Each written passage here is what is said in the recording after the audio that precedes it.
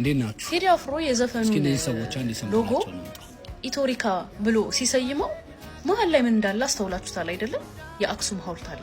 ከስሩ ደግሞ የአፍሪካ በክብ የአፍሪካ ስዕል አለበት። ከላይ የአክሱም ሐውልት ነው ያለው አይደለም? አንተ ማን ስለሆንክ ነው የአክሱምን ሐውልት አንስተ ባዶ አድርገ ሎጎ አሰርተ የለበስከው? ሁለተኛ ላይ ደግሞ ይሄኛው የኖክ ድንቁ ምባል የኦሮሞ አንደኛ ቀንደኛ ጠላት ገባችሁ? እንግዲህ እንደሰማችሁት ነው።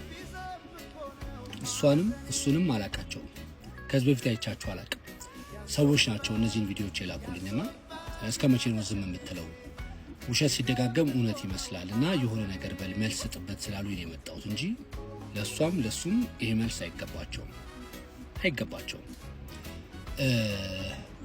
በዘርና በፖለቲካ ነገሮችን ከሱ ጋር ለማገናኘት የሄዱበት ርቀት በጣም ነው የሚያስገርመው። ኤአይ የተሰራባቸው ፎቶዎች እነዚህ ናቸው።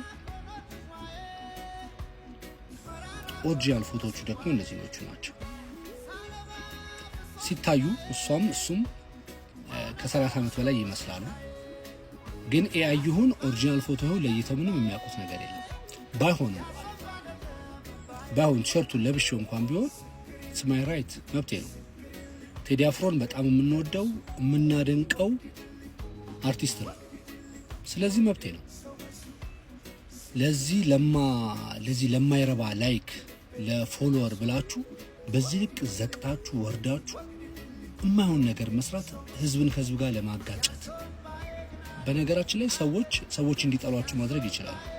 እግዚአብሔር እንዲጠላችሁ ማድረግን አይችሉም። በፍጹም አይችሉም።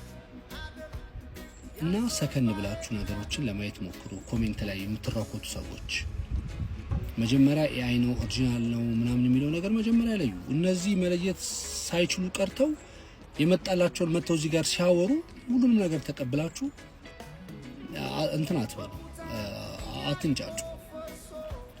ይሄን ለመናገር ነው። አመሰግናለሁ።